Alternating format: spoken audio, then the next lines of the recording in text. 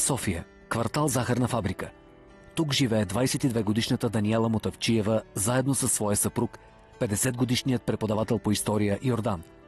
Двамата са женени от 2 години и имат син на 5 месеца. Въпреки любовта и щастието им обаче, хората в квартала не одобряват този брак, а родителите на Даниела направо ненавиждат 50-годишният мъж. Може би защото връзката им започва преди 4 години, когато дъщеря им все още е негова ученичка. Когато разбрах за връзката на Даниела с нейния преподавател, бях шокирана. Той е с 30 години по-голям от нея. Това не е нормално. Защо не си намери жена на неговата възраст, ами подлага моето дете? Не знам за какъв учител говорят. Той си направил затвор. И аз и на сватбата не отидох, защото вместо сватба ще стане погребение. Въпреки че се опитват да крият любовта си, връзката на учителя и неговата ученичка бързо стават публично достояние. И Йордан е принуден да напусне училището, в което преподава. Всички са против нас. Всички. В училище ми драскат колата, а в квартала ми плюят по краката. И всичко това, защото съм влюбен в едно хубаво, красиво и умно момиче, което ме вдъхнови и ме върна за нов живот. А родителите, заради тях избягахме за 2 седмици в Гърция, за да могат да спреме непрестанните им опити да ни разделят. Въпреки униженията, на които е подложена, Даниела винаги е защитавала любовта си. А Йордан с много усилия успява да си намери работа в ново училище и животът им сякаш се връща към нормалния ритъм. Но преди 1 седмица младата майка открива нещо, което бързо я хвърля в паника. Когато Йордан беше на екскурзия в Рим, на мен ми потрябва акта за раждане на Радослав. Не го намерих. Опитах се да се свържа с Йордан, за да ми каже къде е. Дали не го е прибрал случайно. Но той не си вдигна телефона. Наложи се да потърся в бюрото му. И тогава открих фактура, в която пишеше, че е изплатена сума от 1800 лева за някакви брекети. Брекетите бяха за сина ми от предишния брак и общо взето не разбрах защо Даниела вдига такъв шум. Не казах нарочно, защото се притесних, че може да разбере и да стане голям скандал. След като Йордан обяснява за кого са брекетите, Даниела се успокоява. Но само ден след това тя открива на вратата си писмо, което я хвърля в истински ужас. От написането става ясно, че 50-годишният ти съпруг изглежда има връзка със своя ученичка. Когато прочетох бележката, си помислих, че Йордан може би има връзка с ученичка. Нали така започна и нашата история. Подозренията буквално побъркват Даниела. Тя не може да чака и минута повече и иска веднага да се чуе със своя съпруг. Телефонът на учителя обаче е изключен. Телефонът на абоната е изключен или извън обхват.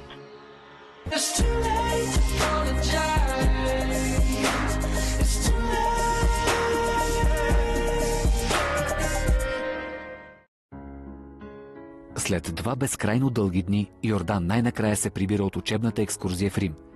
Тъй като така и не успява да се свърже с него по телефона, Даниела едва дочаква автобуса, за да говори с съпруга си и да му потърси обяснение за писмото. Пристигайки на автогарата, младата майка вижда 50-годишният учител да интимничи с една от своите ученички. Данчо! Здрасти! Какво правите тук? Ами, господин Мутавчиев, освен утре в училище да се доточим какво влиза в конспекта, че има малко време и не знам дали ще мога сама. Не се притеснявай, ще оправим всичко. Чао за сега. Довиждане. Когато видях мъжа ми с онази кифа, веднага си помислих нещо. Просто нормално е. Видях как му се мазне и веднага разбрах за какво става въпрос. Здрасти, за какво дойдохте? Какво става? Сега имаш малко време за мен, за детето. Имам, да. Какво става? Какво е станало? Звънях ти не си вдигаш телефона. Телефона ми падна ми батерията, знаех, че е старт. Съжалявам. Няма зарядно сигурно, ама аз и на рецепция търсих. Не са ли ти предали? Не, никой не ме е предал на рецепцията. След 2 седмици 20 тинейджера на главата имах страшно желание да се прибера, но Даниела ме посрещна много сърдита и ме обвини, че телефон ми бил изключен за 2 дни. Добре, ай сега тогава да ми обясниш. Това какво е? Хубаво си го прочи и ми обясни. Заради това си дошла тук. Заради това нещо. Да, за онази ли става въпрос? За това момиче. Да? Тя още ученичка, Дани. За какво говориш? И какво като ученичка? Аз не бях ли ученичка? Знаеш много добре, че при нас не бяха такива нещата. Аз те обичам страшно много. Това няма нищо общо. За какво е този целият зор? Кой изпраща тези бележки? Това е тапака Анатолий от 11 Б. Писах му двойка. Човек сигурно иска да си отмъсти. Всъщност ми стана обидно, че Даниела ме посрещна по този начин и ме обвини, че имам връзка с една от ученичките си. Това, че сме започнали нашата връзка, когато тя беше ученичка, не означава, че аз се захласвам по всяка една. Дани, виж, погледни ме. Знаеш, че много те обичам. За какво сте глупости? Няма нужда от това. Наистина. Добре, хубаво, ама 2 дни направо си побърках. Не се притесняй, всички Добре, ще айде, наред. Коне. Багажа ли си забравиш? Да. Съжалявам, че толкова бързо се усъмних в него. Все пак хората трябва да си имат доверие. А и знам през какво сме преминали, за да запазиме нашата връзка. Много хора ни се подиграха, нашите не бяха съгласни, бяха против това нещо. Имахме се разправия дори с училищните власти. Но аз мисля, че просто сме създадени един за друг. Даже сега ми е смешно, че една хартийка ми извади от равновесие. Господин Мутафчиев е страхотен мъж. Той е уверен, мъжествен, красив е, интересен. Не е като са учениците ми, които не знаят къде се намират и как да накарат една жена да се почувства наистина жена. На следващия ден Даниела разказва на сестра си за недоразумението, възникнало след писмото. Но Десислава изобщо не вярва на обясненията на 50-годишния Йордан. Добре, как можеш да му вярваш? Чела си писмо... Наистина не мога да те разбера. Защо да не му вярвам? Онзи Анатолий наистина може да се е досъл, дето го става на поправително. Добре, помисли си, ти ако беше на негово място, нямаше ли да кажеш същото, ако изневеряваше на жена си? Според мен просто не е проблема във възрастта, както всички си мислят и както нашите я нападат. Според мен проблема е просто, че той си пада по ученички и тя не иска да го види, понеже прекалено много се е борила за връзката си. Може да си му мръзнала. Човек, ако си дошла да ми разваляш настроението, ще си пазарувам сама. Да беше казала, че е така. Добре, да извиняй, ма целият ден да ми развалиш. вярваш. Да, вярвам му. Тая сестра ми не дава и дума да се каже за Йордан. Вече не мога да я разбера. Всички бяха срещу нея, само аз я подкрепях, но вече не мога да си мълча. Защо не му провериш, примерно, дрехите за чуж парфюм? Или, може би, SMS-ите? Булка, няма да морова в нещата. Добре, както искаш. Прибирайки се към блока, 22-годишната жена среща съседката Петрова. Както повечето хора в квартала, госпожа Петрова намира връзката на Даниела с 50-годишния учител за възмутителна. Какво му е на това детенце, бе? То не бе реване, не бе чудо по цяла нощ. Не мога да мигна. Колик има, бебе, давам му чай от копър. Трябва ли да ви се обяснявам така? Добре, за чай от копър добре. А с Йордан как върват нещата? Нормално, защо? След това, което чувам за него... И какво чувате? Цялото училище говори, че е правил неприлични, направо срамни предложения на една от ученичките си. Само не ми казвай, че единствено ти не си разбрала. Мен не ме интересуват какво говорят хората. Аз му вярвам на него, не на слуховете. Аз съм те предупредила. Ти хубаво ме предупреждаваш, ама защо на вас ме в устите да ни клюкарите? Кога ще ни оставите на мира? Айде, спрете се вече. Ама груба, ама направо е невъзпитана. Ма за нейно добро и го казвам. Той е Йордан.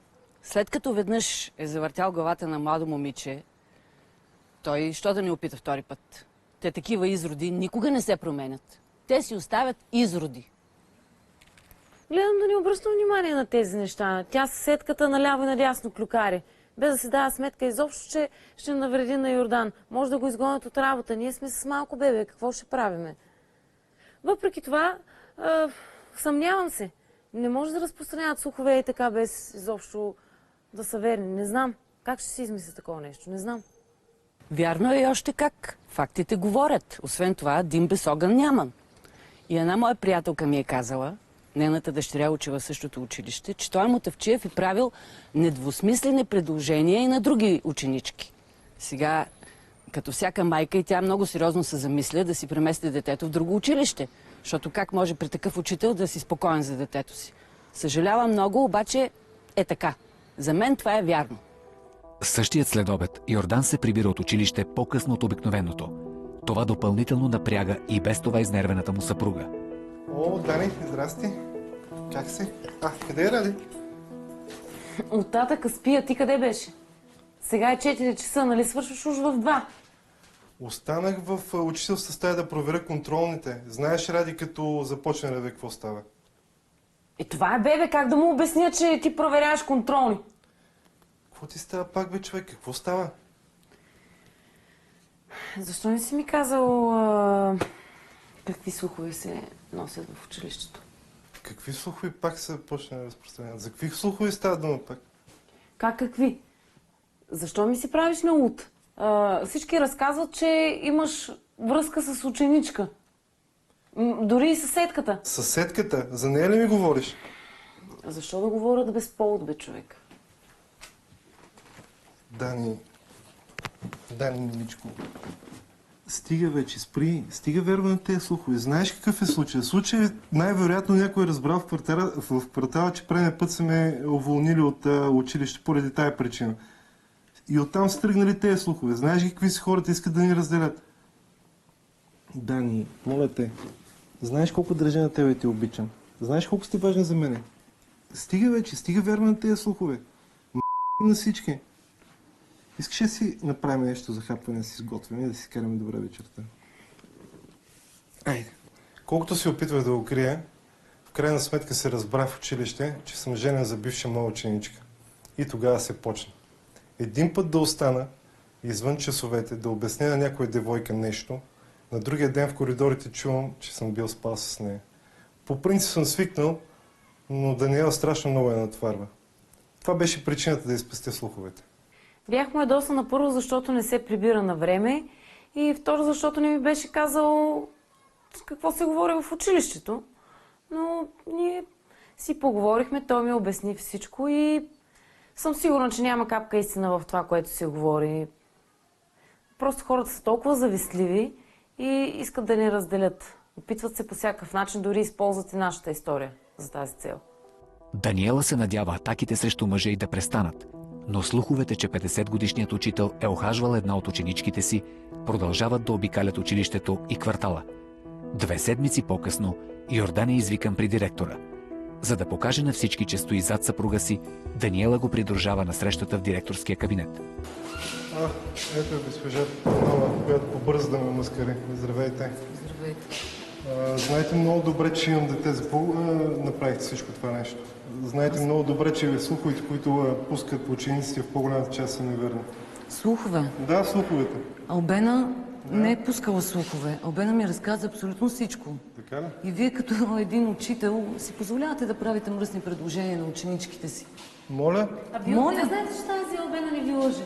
Аз? Да. Ми разбира се, че не лъжа момичето. Момичето е младо, тя е скромна, отлична ученичка. Няма абсолютно никакъв мотив да го направи. А вашия съпруг вече си е отделна работа. Вие трябва да се замислите за него. И аз съм длъжна да уведома госпожа директора за това нещо. И ако обичате, имам час, ако може, ще тръгвам. Каква е тази Албена? Стига Какво с е тази говорила Албена. чак толкова? Казах ти, всичко са лъжи. Ако не ми вярваш, си тръгвай. Писна ми вече, писна. При 2 седмици Албена дойде разплакана, разтревожена и ми сподели следното. Че учител й се опитвал да й прави намеци. Пускал й ръка, питал я, казвал я дали като учител я харесва, само го харесва или като нещо повече. Направо съм възмутена. И не знам, аз като учител смятам, че такъв човек не трябва да се допуска да преподава в училище и според мен трябва да бъде уволнен. Това, че Даниела е разстроена, я разбирам напълно. Но започна да съмнява в мене и това започва да ми писва. Общо взето жертвах цялата си кариера за това да сме щастливи заедно, а тя започна да вярва в някакви си слухове. Добър ден. Здравейте. Заповядайте, господин Мотавчиев. Госпожо, искам да поговоря с съпруга ми насаме.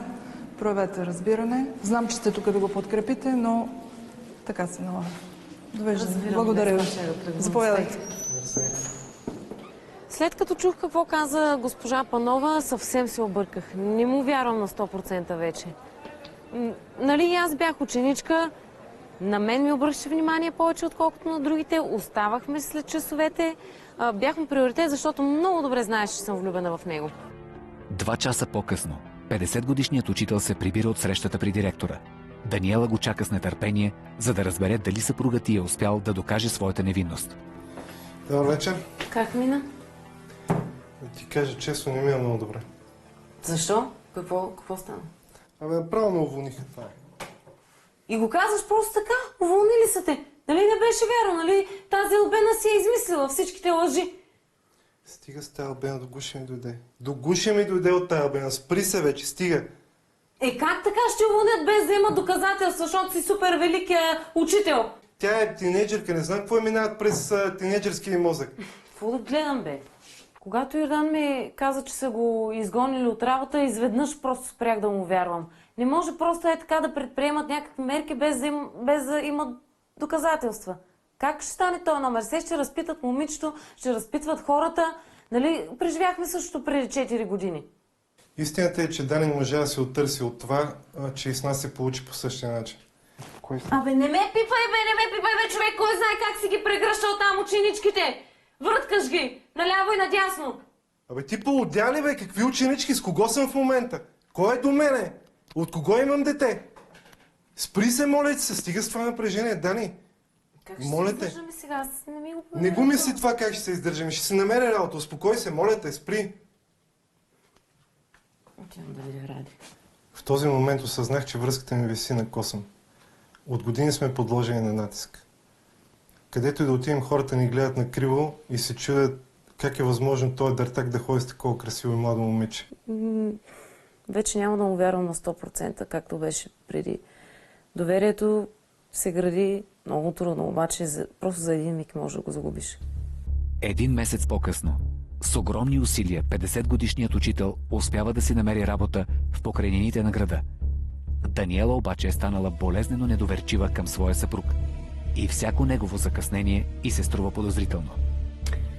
По принцип никога не бих си позволила да ровя в нещата му, но напоследък закъснява страшно много, а и усещам някакъв сладникав парфюм по дрехите му. Със сигурност не е моя.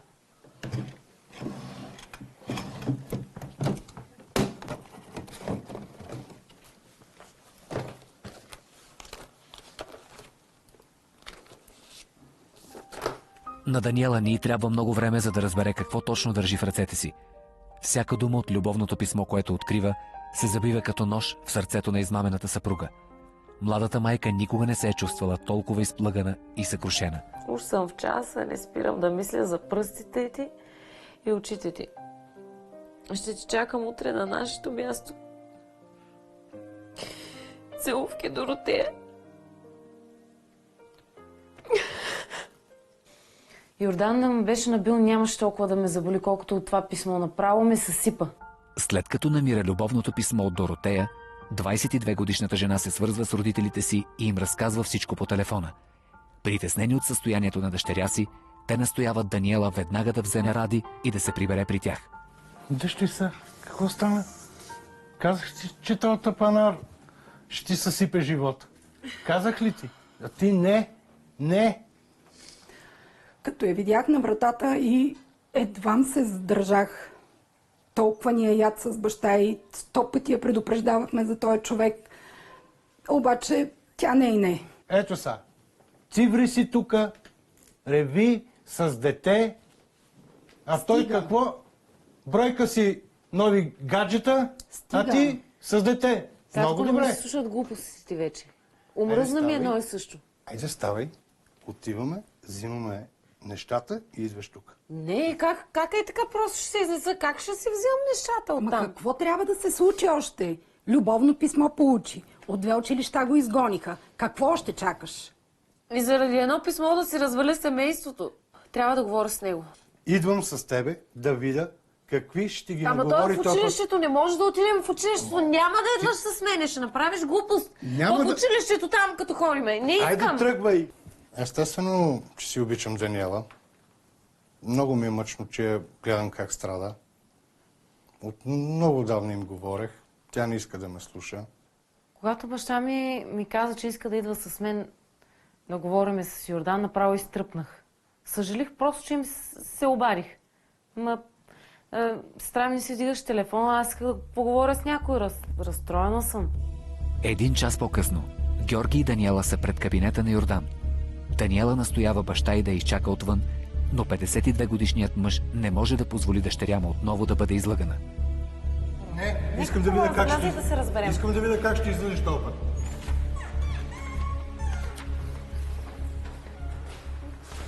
Какво правите тук? Защо не се обади? Госпожо Нейкова, приключихме за днес. Ако желаете дъщеря ви да получи по-висока оценка, ще трябва да се потрудим малко повече. Ами аз имах един последен въпрос към вас. Дали е нужно някакви допълнителни частни уроци?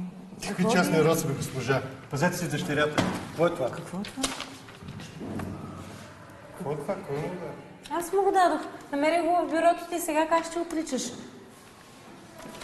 Вие имате връзка с ученичка. От кой клас? Не, става някакво недоразумение. Недоразумение друг път. Той е само с ученички ходи. От второ училище го уволнява. Ма как е възможно?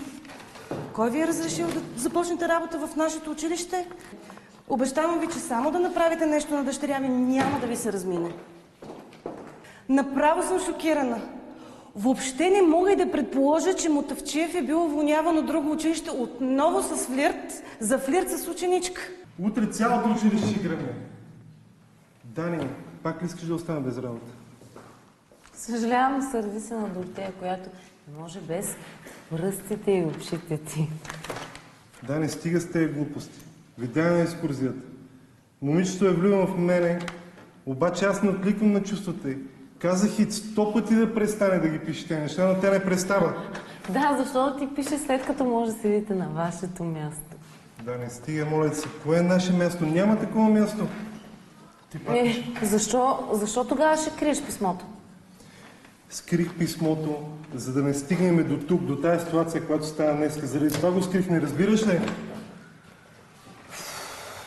Ти пак ли ще му повярваш? Не виждаш ли, че те води за носа?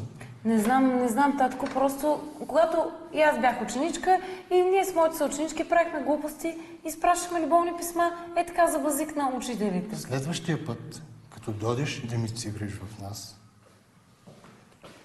оправай се сама. Обяснението на Йордан за пореден път разколебава Даниела. Георги се вбесява от наивността и нерешителността на своята дъщеря. Сега вече може ли да се прибираме и да поговорим? Може би не се притесняй, всички се оправи. 1 час по-късно 50-годишният преподавател и младата му съпруга се прибират в семейното си жилище. По пътя Йордан е успял да убеди Даниела, че няма афера с никой от своите ученички и любовната история е само в главата на Доротея. Даниела тъкмо е започнала да се успокоява, когато пред вратата си заварва самата авторка на писмото. Дойдох да се разберем за частните уроци. Във вторник или в четвъртък ще ви е по-удобно? Абе, момиче, разкарай се от тук, бе. Мъжа ми не дава частни уроци. Не може да вкъщи заради това. Да, Доротея. По-добре да си вървиш, в момента не е много удобен. Дай ключа. Той ми предложи да ми дава частни уроци, защото знае, че ще кандидатствам и иска да ме подготви добре. После аз съм била виновна. Доротея се беше понижила успеха, след като напуснах училището и просто исках да й помогна. Това е. Нали не си обещала на тази частни уроци да й даваш? Не, Дани, просто Доротея ще кандидатства с история, ме помоли да й преподавам частни уроци да се повиши оценката. Абе, много да ли ме правиш, бе, човек? Нали ми каза, че беше много щастлив от факта, че не я вижда всеки ден. Сега уроци ще я преподаваш. Какви уроци точно, а? Дани, моля се, дай да влезем вътре, защото знаеш какви циркове стават утре квартала ще гръмне. Моля те. Моля се, оставете ни за малко. Екипът ни уважава молбата на Йордан и оставя съпрузите да се разберат насаме. 10 минути по-късно младата майка излиза от апартамента, напълно съсипана и потънала в сълзи. Всичко е истина. Разказа ми цялата истина. Наистина има връзка с Дортея. Дори и бреките ти я пъти. Ужас. Ужас. Срещали си се тайно в някакъв хотел. Аз го защитавах пред всички. Но родителите ме предупредиха, обаче аз не исках да им вярвам. И какво накрая се оказаха прави? Мръсника се възползва от ученички.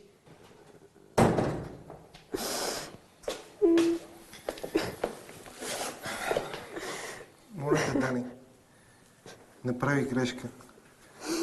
Знаеш колко държа на вас и колко ви обичам. Няма да се повтори това. Моля те, не се притеснявай. Стига. Остави ме да мера, ти си болен. Остана тук, бе. Хвана го, нали? Отвориха ли ти се очите? Аз отдавна ти казах, че този човек не е стока, не е читав.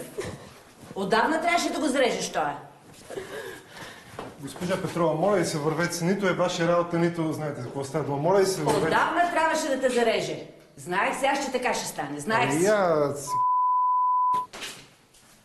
Знам, че не звучи като извинение, но просто се предавах пред красотата на Доротея. След една дълга и безсънна нощ, прекарана в драматични разговори с Йордан, Даниела стига до извода, че въпреки всичко, най-доброто, което може да направи в момента, е да се опита да запази семейството си.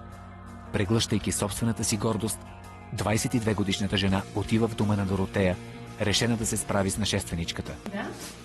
Здравейте, аз съм приятелка на Доротея. Дали случайно си е в... тук си е, да. В стаята си. Доротея, имаш гости? Какво правиш стаята ми, бе? Знам всичко, моето момиче. Йордан ми разказа всичко, знам за вас. Крайно време беше, от кога ми говори, че ще напусна. Знаеш ли какво ще знам? Какво? Че остава с мен, не с теб. На твое място не би била толкова сигурна. Аз помни как изглеждаш. Нищо общо с мен. Ти приключи, ние имаме бебе, имаме и семейство. Искаме да Знаеш си го колко запазим. ме интересува, че имате бебе. Важното е, че мъжът ти е луд по мен. Слушай, какво? Дръж си ръцете далеч от мъжа ми. Разбра ли? Не. Само ако той ми каже. Така ли? Да. Искаш ли сега да видим дали вас ще знаете? Няма да пуснеш. Айде ще го пуснеш! Само да пуснеш! Какво става тук? Карате ли се? Кое е това момиче? Знаете ли, че вашата дъщеря има връзка с учителя си по история? Та някаква луда, защо сте пуснали в нас? Виждате ли колко е послушна? Коя ще ви е, бе, госпожице? Аз съм госпожа Даниела Мотавчиева, жената на въпросния човек. Доротея? Да. И вчера ми призна, че от 3 месеца имат връзка. С вашата дъщеря имат връзка. Учителя по история? Да. Петко, учителя по история, дете цялото училище го знае, сменил Слушай, госпожа, искам само нещо да ви кажа. Ще помолите ли дъщеря ви да обясните, да стои далече? Как говориш? Виждате ли, бе? Това поведение ли? Това възпитана на дъщеря ви. Ама идва и ме клевети тук в собствения ми дом! Какво е това? Какъв е този учител, бе? На колко години е това? На 50, на 60? Няма значение на колко е години, важно, че аз съм на 18 и мога да правя да си излизам каквото си искам. Дай ми веднага Наша адреса. работа си, няма да го закачаш. Как можеш с семейен мъж да се разправяш, бе? Да не съм те чула повече да се разправяш с семейен мъж. Я си гледайте работата. Нямате право да ми кажете нищо. Аз ще ти кажа на тебе, само да ви видя заедно. Целият град ще смета с вас. Така да знаеш. Видяхте ли как се държи малката пиква? Ега ти е поведението, ега ти е и чудото. Обаче, като казах на родителите и веднага клекна. Сигурна съм, че повече няма да е в живота ми, това момиче. Няма такъв филм. Както си седа вкъщи, почивам си, изведнъж идва някаква непозната жена, започва да обяснява как дъщеря ми била спала с нейния съпруг, който на всичкото отгоре е бивш учител по история. Айде, дъщеря ми заблудена е, млада е, но този нещастник как мога да се възползва така от нея? Значи, ако го фана, това видиш ли го? Не знам, изпаднах в ужас. Мотавчиева го познавам от родителските срещи. И се носиха такива слухове за него, още преди да замине за Рим. Ама изобщо не предполагах, че е способен на такова нещо. С Доротея да има връзка, а къла ми не го побира. Знаех, че родителите ми ще реагират така и затова не им казах за Йордан. Но те нямат право да ми забранят да се виждам с него. Аз го обичам. И той ме обича. Бащата на Доротея не може да се примири с случилото се. Той се обажда на класната на дъщеря си, която му дава адреса на бившия си колега Йордан. Изпълнен с гняв, Петко причаква учителя пред входа, за да му потърси сметка за онова, което е сторил на дъщеря му. Вие ли сте Йордан Мотавчиев? Да. Защо? Искам да ви питам... Слушай, какво ще ти кажа? Стой далеч от дъщеря ми. Доротея Петкова, нали я знаеш? Нямам нищо обсъждане. Ще ти кажа, всичко ми каза жена ти. Идва вкъщи там да ми разправя какво става. Нямам нищо обсъждане. Абе!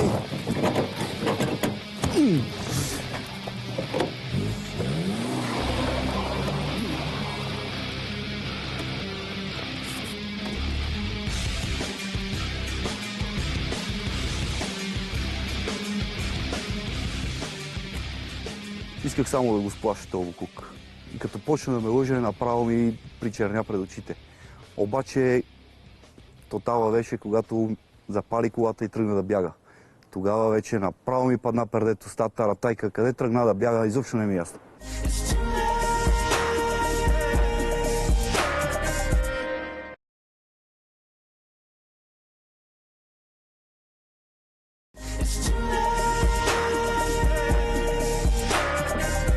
Два часа по-късно Даниела получава обаждане от болницата. Мъжът й е прият в спешно отделение, след като е претърпял сериозен пътен инцидент. Направо сърцето щеше да ми изкочи. Доколкото разбрах, бащата на Доротея е преследвал Йордан с колата, тръгнали да се гонят ли какво, не можа да вземе завой и се блъснал в един стълб. Младата майка се чувства виновна за това, че съпругът й е пострадал. Но докато търси отделението, в което е настанен, тя вижда, че съперницата й също е в болницата. Абе, момиче, ти какво правиш тук, бе? Защо си дошла тук? Каква работа си в болницата и дойдох да видя, що какво нещо проблем ли има? Еми да, заради твоя баща е така. Нямаш никакво право да идваш тук, разбра ли? Аз нямам право. Да, Той лично ми извъна, искаше мен да ме види. Леле, ама че я лъжиш. Много добре знаеш да лъжиш, ама... Аз лъжа. Да, ако той не ми е звъннал, откъде ще знам, че е тук? Кой ти е звънал, бе? Йордан. Сега какво ще ти кажа? Не ме сочи. Сега какво ще ти кажа? Това е моя мъж. Това е моя мъж. И ти ако не се разкараш, тук ще влезеш в болницата. Разбра ли? Болница. Ти ще влезеш в болницата. Знаеш какво ще ти кажа? Ти ще влезеш в болницата. Много си жалка. Не знам какво е намерил тебе.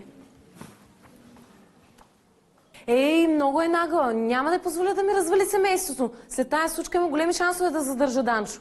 Тръгнах си от болницата, за да не правим циркове. Тя какво си мисли? Че като си отида, аз няма да се върна при Данчо ли?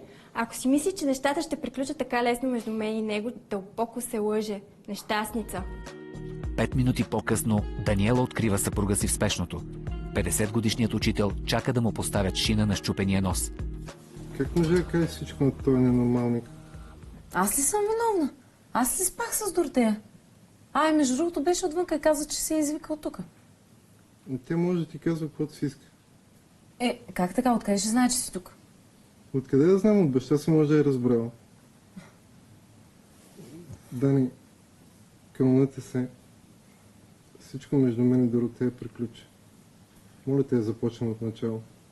Заради нас и заради Ради.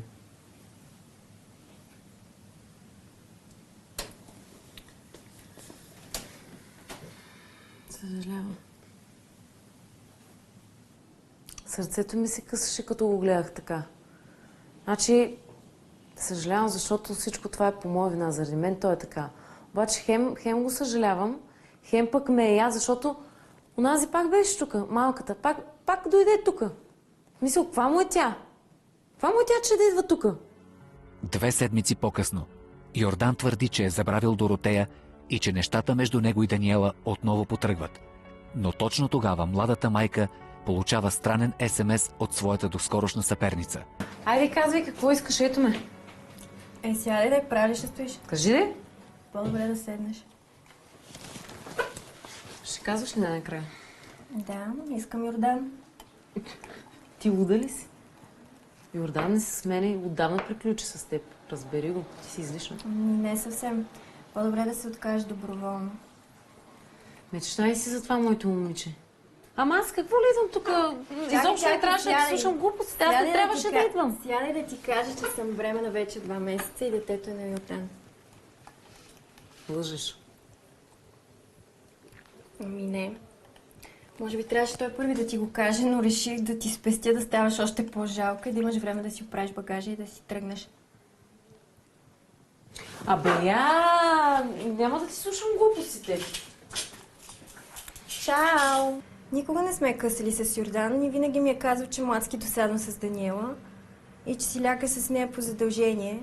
Аз с мен се чувства като на 20 и той е страхотен мъж. Няма такъв като него и съм късметлика, че го срещнах. Дано да не се окаже истина това, защото не знам какво да правя. Иска ми се така да отида и да му крещя в лицето, докато не ми каже истината. Как ще е бременна Доротея от него? 3 часа по-късно Даниела едва дочаква Йордан да се прибере от работа. Младата майка няма търпение да зададе въпроса, от чието отговор зависи съдбата на цялото й семейство. Прибра се, а? Какво има пак? Закъснял съм 15 минути. Моля ти се, Дани, уморен съм. И аз съм изморена от лъжите ти. Знаеш ли какво стана? Ходих да се видя с Доротея. Знаеш какво ми каза, че е бременна от тебе? Къде е Ради? Бе, какво значение има къде е Ради, бе? Кажи ми, моля ти се, че това момиче няма нищо общо с тебе и не е бременна. Съжалявам, не мога да ти кажа такова нещо. Доротея казва истината. Ще си имаме дете с нея. Абе, ти си мръсник, бе! Ти си глупак! Как може да съм живяла с такова говедо мръсно като тебе, бе? Долно, животно! Реших да тегля чертата накрая, защото не иска да я лъжа повече. Знам, че ще я боли, но смятам, че постъпвам правилно. Трудно ще е на Даниела, но какво да направя? Това е положението. Когато Доротея каже на родителите си, че е бременна, те най-вероятно ще я изгонят. И тогава къде ще отиде освен при мен? Хвърли ме една торба с нещата и ме изгони като мръсно куче. Прати ме да ходя при родителите си. Много добре знае, че заради него съм в лоши отношения с тях. Много добре знае, че няма къде да отида. Трябваше ли да стигнем до тук да го разбера какъв е? Значи всички знаеха, само аз не. Може ли да съм толкова загубена и заблудена жена? 1 час по-късно Даниела заедно с 5-месечния Ради звъни на вратата на своите родители. Въпреки, че не е в идеални отношения с тях, прокудената майка просто няма къде да отиде. Последното нещо, което искаме, да моля родителите си за помощ. След случката, между баща ми и Йордан в училището, баща ми бил влезнал в болницата и с майка ми дори не ми говореха. Ама какво направя? Ето с бебе съм. Какво мога да направя? Да. Майко... Маме, какво се случи? Всичко се оказа истина. Йордан ме е изневерил с Доротея, на всичкото отгоре е бременна. Бременна е от него. Разбираш ли го това нещо? Боже, не мога да повярвам. Ти сега ли го разбра? Последно от всички. Мислех, че ме обичам. И какво ще правиш сега?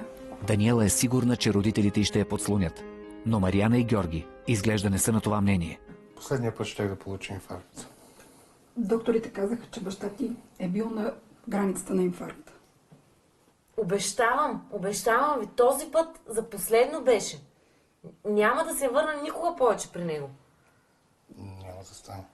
Гоша, айде, остави детето да влезе. Няма да стане. Да, Айде, обещавам. ако обичаш. Айде, влизай си и остави. Това означава ли, че няма да ме приемете? Няма да те приема. Този път няма да те приема. Един път ще си удържа на думата и да видиш за какво става въпрос. И какво? Ще ме оставиш да спя с бебе на улицата? Това ли искаш? Дъщеря ти да спи под моста с бебето. Оставаш, ние гледаме детето, ти отиде да спиш където искаш. Оставай детето и изчезвай. Щом нямаш дъщеря, нямаш и внук. Ние просто не вярваме, че тази връзка е приключила. Вие знаете ли колко пъти идва си, отива си, връща се? Просто нямаме сили вече. Аз ще им помогна, но като разбера, че окончателно е скъсала с него. Иначе за сега съм безкомпромисен. Просто няма да им помогна. Докато не се махне от той. Това е.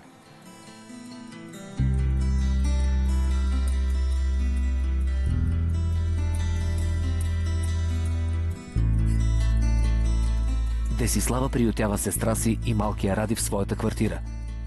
Още на следващата сутрин обаче, приятелят на Деси, Стефан, не е щастлив от неочакваните гости и от прекараната безсънна нощ. О, леле, извинявай. Направо не мога да си събера акъла нещо. И аз не мога да си събера акъла. Стига, да сега от сутринта така да почваш. Цяла нощ ревем малкото. За мен това не е сутрин. Бебе, какво искаш? Бебетата реват, нормално е. Има температура. Кажи го на професора ми, кой след малко ще ме изпитва. Ох, какво ти става? Знаеш много добре, че няма къде да Тук ли мислиш да пушиш? Оф. Няма. Виж, Леда. Виж, Леда какво ще те. Стига, няма. Съжалявам, че сестрата на Деси остана на улицата. Тъпо ми е, но не мога. Това бебе реве 24/7. Аз трябва да уча. Не мога и да си пуша в къщата дори. Могат да останат още максимум един ден. Ма Йордан не може да те остави ти сама да си търси жилище. Той трябва да ти осигури къде да си. Не може да те остави на улицата с детето. Тая работа не го интересува. Жилището си е негово. Няма значение на кое е жилището. Според мен трябва да се обърнем към адвокат и той ще ни каже какви са ти правата. На нашите постъпката изобщо не искам да я коментирам. Може да е грешала много пъти, но все пак тя ми е сестра и тяхна дъщеря не може така да постъпват. Няколко часа по-късно двете сестри са в адвокатска кантора. С известно неудобство Даниела разказва на юриста какво се е случило и иска да разбере какви са правата й след раздялата с 50-годишния съпруг. Успокойте се, съпругът ви не може просто така да ви изгони от семейното жилище, особено когато отглеждате малко дете. Добре, имам ли някакви шансове според вас? При положение, че се докаже, че разстройването на вашия брак е по вина на съпруга ви, то ние имаме всички основания да спечелим делото. Добре, а с жилището какво ще се случи? Ако той бъде признат за виновен жилището, вие ще може да останете във вашето жилище, за да отгледате спокойно. Не, човек. Ти нали знаеш за какво става въпрос? Аз ще се побъркам там. Успокой се, дай да го вземем жилището, пък после се чудиме какво да го правим. Ще поемете ли случая? Да, разбира се. Много ви благодаря. Изневярата е най-честото и най-тежкото противобрачно поведение. След всичко, което Даниела ми разказа, считам, че нейният съпруг носи вината за разтрогването на техния брак. Това има отношение както към издръжката, така и към присъждането на семейното жилище. Считам, че ние имаме всички шансове да спечелим това дело, затова и поех случая. 4 месеца по-късно Софийският районен съд ще гледа делото за развод между 50-годишния преподавател Йордан Мутафчиев и неговата бивша ученичка Даниела. Малко ме е трудно, но се оправям някакси. Намерих си надомна работа. Обаче в момента още живея в жилището на сестра си. Но се надявам след като приключи делото да си намеря жилище, в което да живея. Ей, нещастнице! Не те ли е срам така да го излагаш? Искаш да му вземеш всичките пари ли? Не виждаш ли, че след 2 месеца ще имаме дете? Моето момиче, ти още ли си актуална? Как те е сменил с някоя друга? Да, не стига с тези циркови. Моля ти, кому е нужно това? За какво го правиш? Знаеш много добре как ще ми се отрази на кариерата. Нали имаше вариант да се разберем извън съда? За какво правим това цирк? Вече е късно, многократно отказахте наши предложения за доброволно разрешение на спора. Нека да влизаме в съда вече. Грижил съм се през цялото време за нашето семейство, както и за сина ни, но просто се влюбих в Доротея и човек не мога да заключва чувствата си. Радвам се, че Йордан най-накрая ще се отърве от тази досадница. Не ме интересува каква издръжка ще плаща. Важното е, че ние сме щастливи заедно и ще остарем заедно, каквото и да говорят за нас. Аз го обичам и той ме обича. Това е най-важното за всичко.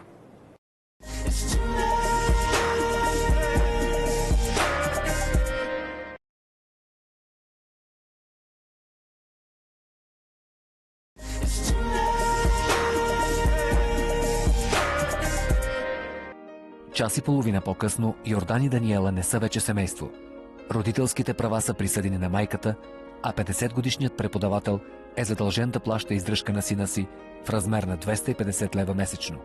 Всичко мина успешно. Съдът прие, че вината за разтрогване на брака е на нейния бивш съпруг вече. Считам, че издръжката е справедлива, също така и клиентката ми има право да се върне в семейното жилище, ако тя прецени, разбира се. Естествено, че няма да се върне никакво връщане назад повече. Направо започвам нов живот, все пак имам подкрепата на сестра си. А и след развода мисля, че и ще има подкрепата и на нашите. Щастлива ли сега? Да. Страшно много си променила и не е останало нищо от Миша, в което се влюбих. Само това искам да ти кажа.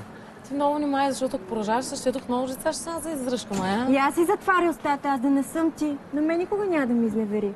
Да, но моето момиче, дори ти не го слушаш. Бях напълно искрена, няма значение колко я мразя, все пак я съжалявам. Тя е само на 18 години, бремена, влюбена души в Йордан. И аз съм била в същото положение и мисля, че никой не го заслужава. Никой не заслужава да бъде излаган. 2 месеца по-късно семейство Апостолови празнува рождения ден на Георги. Даниела се е сдобрила с родителите си и ги посещава всеки ден. Те с радост помагат в отглеждането на своя внук, за да може 22-годишната им дъщеря да се подготви за кандидат-студентските си изпити. Много съм щастлива, че се сдобрих с нашите. Наистина няма по-лошо от това да не можеш да говориш с родителите си. Те сега ми помагат с отглеждането на Ради и имам време да уча и да работя. Мисля, че ще се справя. Сестра ми вече е съвсем различен човек, а новият приятел е 1000 пъти по-готин. И най-важното... Само на 33. Тихо! С Ради живеем при новото ми гаджия, мой без това няма да ви кажа повече. А пък Йордан, аз не се чувам с него, явно той не държи да види детето. Но пък разбрах, че е кръшкала на Доротея отново. Наистина, много жалко за нея. Казаха ми, че една жена долу пред блока, че са го видяли да се целува с някакво момиче от 11-ти клас. Цялото училище е настръхнало срещу него. Не знам по какъв начин ще си намери работа. Скоро. За мене няма нищо по-важно от това детето ми да е щастливо. Друго не ми трябва. Даниела вече знае, че връзката и с 30 години по-възрастния от нея преподавател е била обречена на провал от самото начало. За Йордан тя е била поредната играчка, с която той е искал да върне младостта си и отново да се почувства неустоим. И въпреки, че в началото приема болезнено раздялата, днес младата майка е доволна, че нещата са се развили именно по този начин и гледа уверено в бъдещето, подкрепена от своето семейство и от новия си приятел.